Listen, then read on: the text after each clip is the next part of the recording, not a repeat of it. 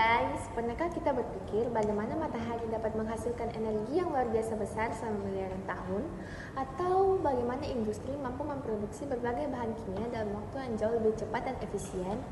Jawabannya terletak pada dua proses penting dalam ilmu kimia, yaitu reaksi nuklir dan reaksi katalisis. Nah, pada kesempatan kali ini, kami akan membahas pengertian, mekanisme, karakteristik, serta berbagai penerapan kedua reaksi tersebut dalam kehidupan sehari-hari. Nah, sebelum membahas lebih jauh, mari kita memahami terlebih dahulu hubungan materi ini dengan kinetika kimia. Kinetika kimia merupakan cabang ilmu kimia yang mempelajari laju reaksi dan faktor-faktor yang mempengaruhinya. Nah, dalam konteks ini, reaksi nuklir dan reaksi katalisis menjadi sangat menarik karena keduanya mampu menghasilkan perubahan yang signifikan dan baik dalam bentuk energi maupun percepatan reaksi. Kedua jenis reaksi ini memiliki peranan penting dalam bidang energi, industri, kesehatan, hingga penelitian ilmiah modern. Nah, reaksi nuklir adalah reaksi yang terjadi akibat perubahan pada inti atom. Berbeda dengan reaksi kimia biasa yang hanya melibatkan perpindahan elektron, reaksi nuklir melibatkan perubahan struktur inti atom sehingga dapat menghasilkan partikel baru dan energi dalam jumlah yang sangat besar. Energi tersebut berasal dari perubahan massa menjadi energi sesuai dengan persamaan terkenal yang dikemukakan oleh Albert Einstein, yaitu E sama dengan M kali C kuadrat. Nah, contoh reaksi nuklir meliputi peluruhan radioaktif, fisi, dan fusi. Reaksi nuklir memiliki beberapa karakteristik utama. Pertama, reaksi ini melibatkan inti atom bukan elektron. Kedua, reaksinya tidak dipengaruhi oleh suhu, tekanan, maupun katalis seperti pada reaksi kimia biasa. Yang ketiga, energi yang dihasilkan jauh lebih besar dibandingkan energi dari reaksi kimia. Dan yang terakhir, reaksi nuklir dapat menghasilkan radiasi alfa, beta, maupun gamma yang memiliki berbagai manfaat sekaligus risiko jika tidak dikelola dengan baik. Salah satu bentuk reaksi nuklir adalah peluruhan radioaktif. Peluruhan radioaktif ini merupakan proses ketika inti atom yang tidak stabil berubah menjadi lebih stabil dengan memancarkan radiasi. Laju peluruhan ini mengikuti reaksi Ordi pertama, sehingga sangat dipengaruhi oleh jumlah inti radioaktif yang masih tersisa. Konsep penting yang digunakan adalah konstanta peluruhan dan waktu paruh.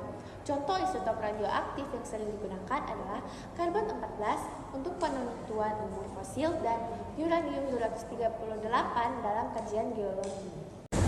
Reaksi nuklir ini juga dibagi menjadi dua reaksi besar, yaitu fisi dan fusi. Yang pertama adalah reaksi fisi nuklir, yaitu pembelaan inti atom yang berat menjadi inti yang lebih ringan. Contoh gampangnya adalah pembelaan uranium-235 setelah dia menyerap neutron. Reaksi ini menghasilkan energi sekitar 200 MV dan melepaskan neutron baru yang bisa memicu reaksi berantai. Persamaannya bisa kalian lihat di layar ini, di atas ini, karena energinya luar biasa. Reaksi fisi ini dipakai di pembangkit listrik tenaga nuklir, yaitu PLTN, dengan bantuan batang kendali supaya reaksinya tetap aman dan tidak meledak. Kebalikan dari fisi, kita punya reaksi fusi nuklir, yaitu penggabungan dua inti atom ringan menjadi inti yang lebih berat. Contohnya yaitu deuterium dan natrium yang bergabung membentuk helium, neutron, dan energi sebesar 17,6 MV. Fusi ini adalah sumber energi utama matahari dan bintang-bintang di alam semesta. Energinya jauh lebih bersih dibandingkan fisi dan berpotensi menjadi energi masa depan yang sedang diteliti lewat proyek besar bernama ITER. Tapi tantangannya, fusi butuh suhu dan tekanan yang sangat tinggi agar bisa terjadi.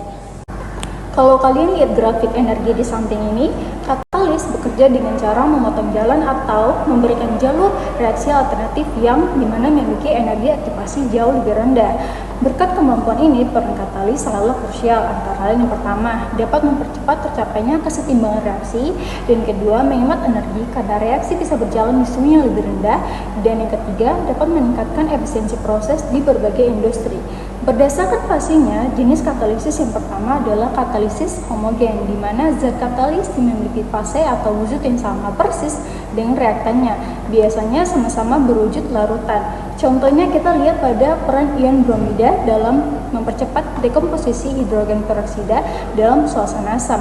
Mekanismenya terjadi lewat 3 tahap. Yang pertama ada tahap cepat awal, yaitu terjadi kesetimbangan antara HOOH dan H3O+ dan membentuk HOOH2+ dan H2O.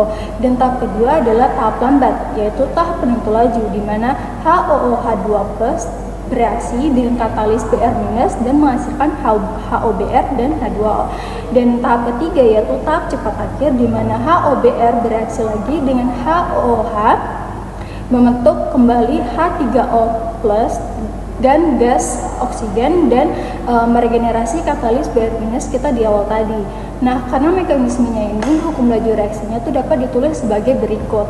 Nah, kalau tadi fasenya itu sama, gimana kalau fase katalis dan reaktannya itu berbeda? Jenis kedua adalah katalis heterogen, yaitu kondisi di mana fase katalis berbeda dengan fase reaktannya. Biasanya katalis berupa padatan, sementara reaktannya berupa gas atau cairan.